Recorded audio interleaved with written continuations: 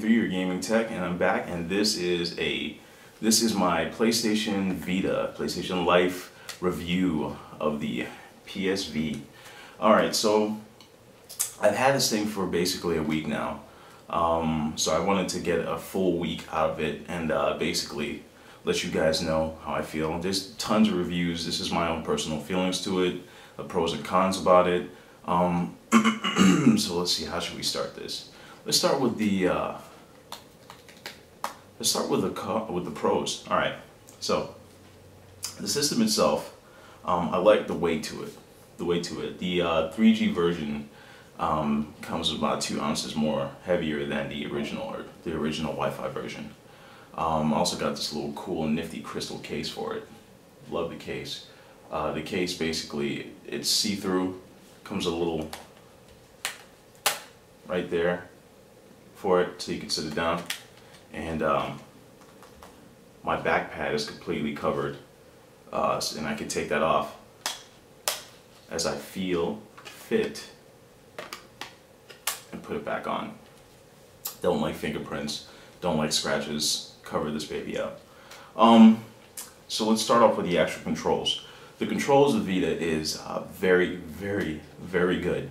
It took a bit of a day and a half learning curve because the analog sticks were like directly right underneath the D-pad and the actual buttons themselves. So I kind of ended up having the analog stick in the way of pressing buttons, especially for fighters.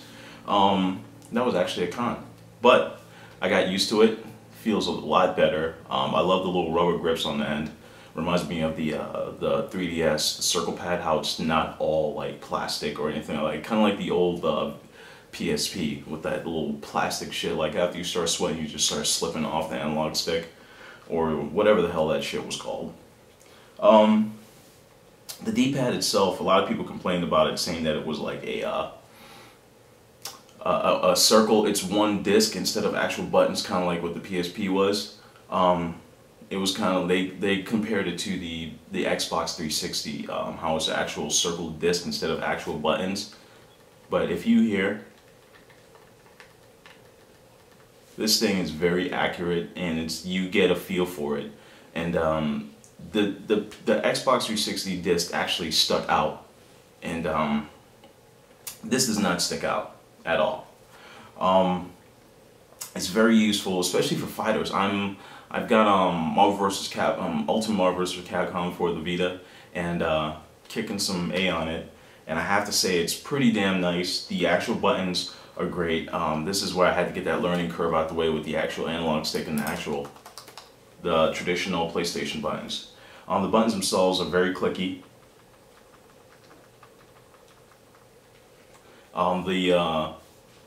Even though there isn't that much of a move distance between the analog stick to its finals destination, you get a feel for it. It becomes second nature to you, and it is very responsive. The home button, you basically can do like so many things with this thing. Like you can have tons and tons of applications open, and the thing will not slow down at all. I like that about it. Using the Facebook app at the same time, while using the Twitter app at the same time, while using Flickr, and having Netbooks open at the same time. Going to my maps, because this thing has built-in GPS and all that. The maps on here sucks balls, by the way. But whatever. Maybe they'll get an update soon, being that this is off of SDK of Android. So hopefully you get better maps on it. But using all those things at the same time, I could be in the middle of party chat while you're listening to music at the same time, while playing a game. All these things running at the same time, and this thing does not slow down one bit at all. And I have to say that is pretty damn great. You're gonna hear the cons about that, because I had some issues with that as well. The gameplay. The gameplay of the, oh wait, hold on. The touchpad. The touchpad is pretty damn nifty. I don't use it myself that often, only for like certain games. I wouldn't even say certain games. I've only used it on Dungeon Hunters, where you had to control the fairy and use her to attack. I'm trying to unlock that achievement right now. But the start and select button, all that stuff, the actual touchpad, very responsive, great feel to it. I have to say that I give kudos to Sony for this. That was a bit innovative. No one else is doing this on their handheld. You know what I mean? The back touchpad. It is very useful, and you don't have to use the touchscreen. A few people are saying that while in games it feels like you have to use a touchscreen. No, the hell you do not. As much as I played Uncharted, you only had to use the touchscreen to figure out a puzzle. A little using chalk to rub off on the wall to basically get like an imprint. Other than that, you do not have to use the touchpad. You do not have to use a gyroscope. You do not have to use 6-axis, any of that stuff. You can basically use a controller and play the game as is. And that's what I like about it. The choice to use or not. What do you call it now?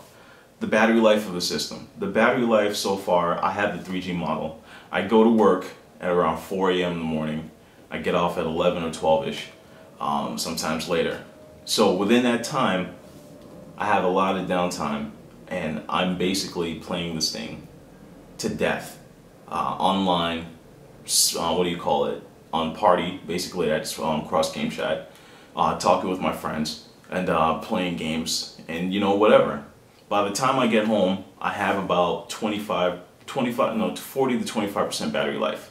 So within about 6 to 7 hours, with a 3G model, with my 3G always on, constantly, always having Nair doing updates, I have to say that this thing has some great battery life, and 6 to 7 hours of battery life for playing this thing to death with on my brightness at 75%, and being that this is OLED display, let me just show you something. You see how bright that is? You know what the brightness is? 0. At 0%. The thing with OLED display is at 0%, this thing is bright as hell. It's super bright, and sorry I can't show you directly because of my light and all that stuff. Let me turn off the light really quick. Alright, so I'll give you guys a look at that again.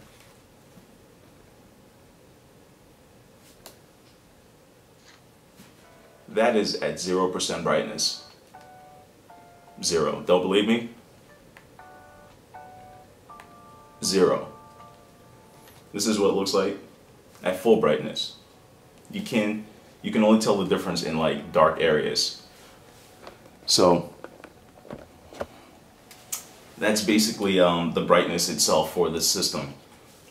Very great battery life. OLED display basically doesn't even use that much battery life itself. I have yet to find one dead pixel on this thing because OLED display it just doesn't happen. The battery life, again, I said it is great. Using it on Wi-Fi, for some reason Wi-Fi burns more battery life. But the memory card itself, I can't really tell you what's the speed of the memory card, how fast it is, how slow it is. It's like a giant secret on the Vita itself. It's like I cannot find the class speed. You know, they have like memory cards have a class speed basically between transfer rate and all that other stuff, and I can't find anything. I don't know what it is, but it is not slow. It is pretty nifty. The applications in the system itself, I have to say, are pretty awesome. One thing that I do like is Nair. Nair, being that I guess the United States is pretty big on Vitas. So far, since I've had the system, I've found over 40 friends in my neighborhood, and at work I found almost 75 people. Nair is basically the same thing like the what do you call it, like Spot Pass and Street Pass and all that. Street Pass. But with Nair, basically the people you pass, you can request and be friends. You can see what games they're playing. You can see what they've unlocked and achieved, and they could basically, if they've gotten somewhere further in the game, they can give you little gifts and bonuses that you download directly to the system itself. So I like Nair. Nair is pretty nice. I love Street Pass. I love that Street Pass transfers information and all that other stuff between the 3DS. So they're both great. Nothing's better than the other. I like them both.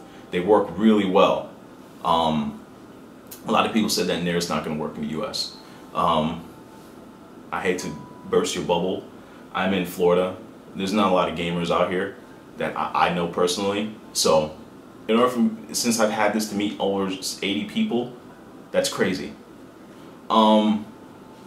Another thing is the sync between PSN, your regular PS3 account, to the system itself, pretty great.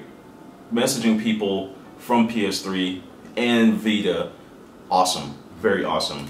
Notification bar, very great. Notification bar is a little notification thing right up. You know what? It's basically up here in the corner. You basically tap that little circle up there. It tells you if you have any new information.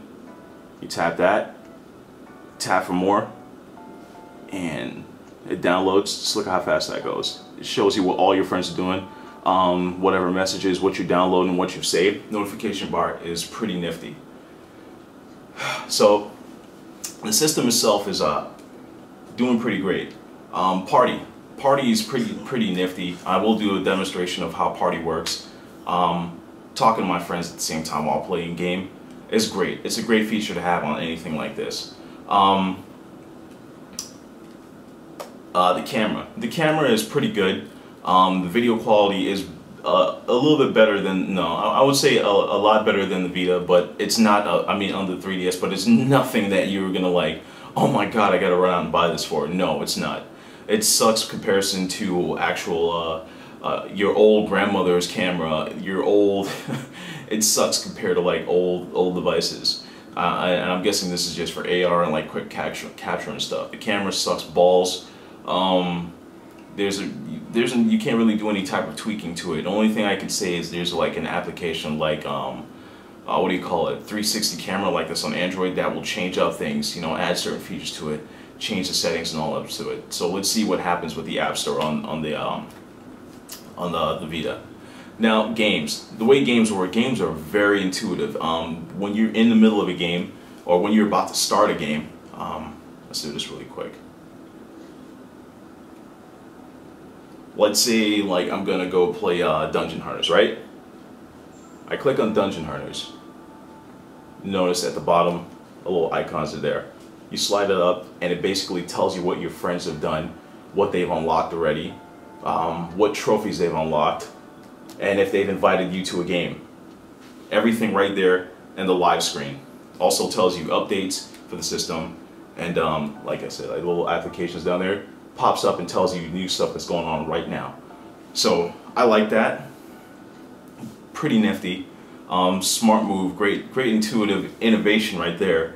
So no one can really say that the Vita doesn't have any type of innovation to it. This thing is like, what can I say this? It's like having a digital Polaroid camera versus an actual phone camera.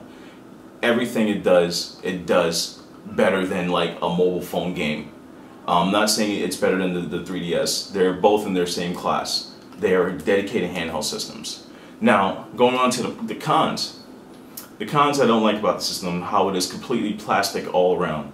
I feel that it could be dented easily. I feel that it could, what do you call it, be scratched easily, so I got this little crystal case for it.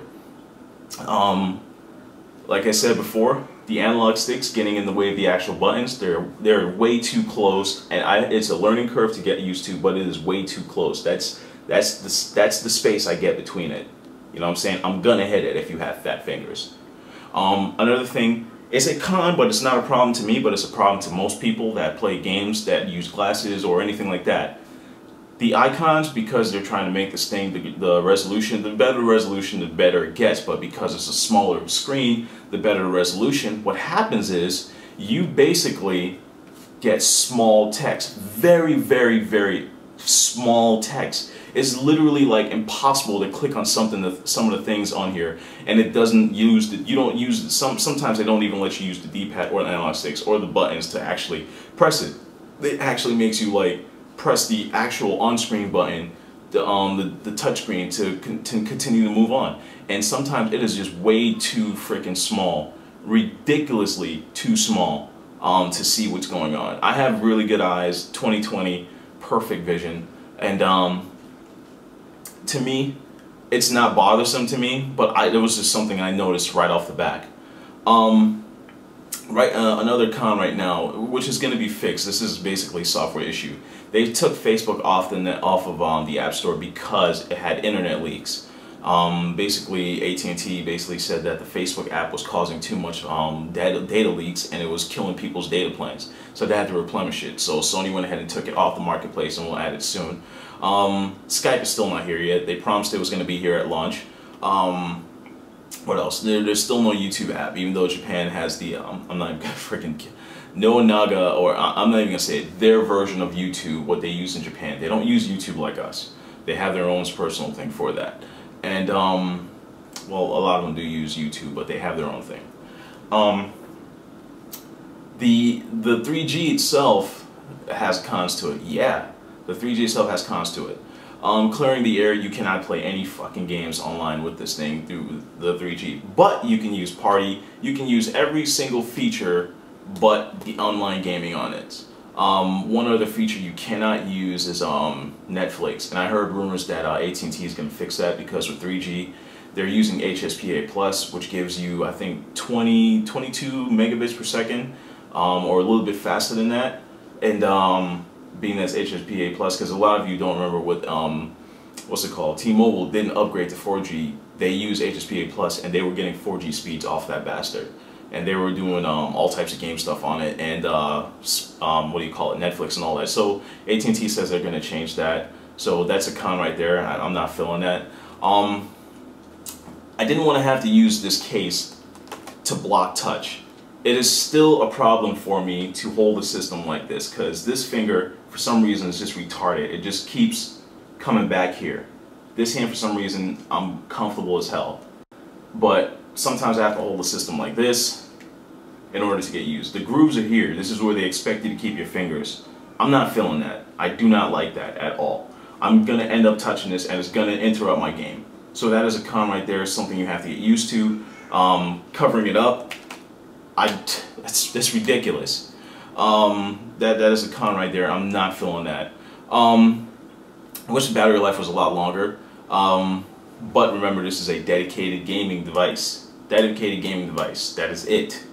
The system is powered off on me twice. And it's froze on me about 3 or 4 times. To the point where I've had to hold down the power button for 20 seconds. I've basically, in the middle of Unit 13, the first time playing it, it shut off, and my home button just kept on blinking, like repeatedly. I thought I had to return the system till I went online and I checked. There's going to be some sort of like a software update to fix this thing. And I basically have to hold this for 20 seconds, and then it gives me the choice to wipe the system, install it, check for updates, and do like a hard reset, soft reset. So that's one thing I don't like. I hate that. What do you call it? The speakers aren't that loud. They're pretty good, but once you're in party, it takes off the speakers. I mean, you can always change it and all that good stuff to for the what's it called, the music and party, whichever one you want to have a priority. Even though you're supposed to use, or you can use custom soundtracks. I haven't found one game that I can use custom soundtracks to. I don't like that. It was a feature that you said that we can have, Sony, and I don't want to have to wait for updates. Another con that I have is Dungeon Hunters. With Dungeon Hunters, I cannot invite friends. I can only join games with people on there.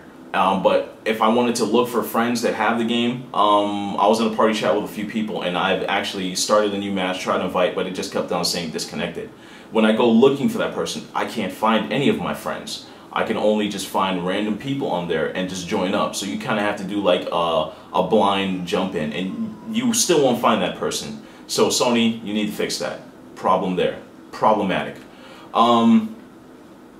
What else? What else? What else? I still can't. There's no apps for using what's it called, face chat or anything like that. Augmented reality. No, there's no cons on that. That shit is fast as hell. Unlike the 3DS itself, it picks up AR cards. It's a lot faster than the 3DS. But for some reason, the 3DS just has more color textures to it, and it just looks better. I'll do a video comparison later down the line. But imagine, if this thing was slower than the 3DS, it should be trash. With quad-core CPU, GPU, and more video memory and just stand on onboard memory for this device to work, it better be faster. So there's no shots at the 3DS about this. It better be faster. That's all I have to say. The cartridges itself, if you pull out the cartridge and you have not saved, or if you're still in the middle of the game, if you pull it out, you can corrupt your files. It doesn't tell you. You have to go ahead, quit the game, take it off, and to get on there. Another con really quick is the actual wanting to go online with the Vita while you're in the middle of the game. Like go check a download or something like that, or check out some game tips. Apparently Sony, they're gonna fix this. They haven't fixed it yet. They said they were gonna fix it before it hit the US. If you're in the middle of a game, you cannot go online and check anything. You can scroll everywhere else, but you cannot go online and check anything. If you're also in the middle of a game, you cannot record a video. And with a quad-core GPU and CPU, you should be able to do that with ease. Now that's basically all everything there. One more thing is, if I'm buying a digital copy, it shouldn't cost anywhere close to the actual physical copy, because I'm not getting a physical hardware. I'm getting digital hardware. That's it. That's really it. There's really else nothing to this thing. This is basically my review. I'm not going to give it any numbers or like a certain code or anything like that, like a 8 out of 10 or anything like that. My personal perspective, it's a great handheld. It's got its cons, it's got its pros, and there's really nothing else to it. One other thing, if you're playing this a lot, like a phone, it gets hot. It doesn't get extremely hot, but it gets hot. And so does the 3DS, but this gets hot. It's nothing major that you notice, but I don't want my handheld system to get hot while I'm in the middle of playing it. So there's really nothing else to it. The 3G works great. There's going to be some changes to it. Sony and AT&T working closely together to make the 3G a lot better than what it is. And I have to say it's great. One more con. There's still no YouTube app. There's still no Skype app, I said before. And one other thing is there's no HTML5 and there's no Flash on the browser. The browser is pretty slow. You get a bunch of checkerboards, so they need to fix that big time. Please, God, fix that. I mean, the 3DS basically shines on the browser. Well, I wouldn't say that. They're in the same aspects. This gives you better color there, obviously, because it's OLED display. But that's really it. That's all I've got for the review of the PlayStation Vita. PlayStation Life, baby. If I miss out anything, I will talk about it in the descriptions, or I will do it in another video while I'm talking about something else. Any new updates on the system, I will let you know. Sorry if this video is too long. I may cut it into 2 parts, or I just may let it be, because whatever, you have to know these things. Well, it's DC1983, your gaming tech. Peace. You can't hold me, son. You can't hold me, son.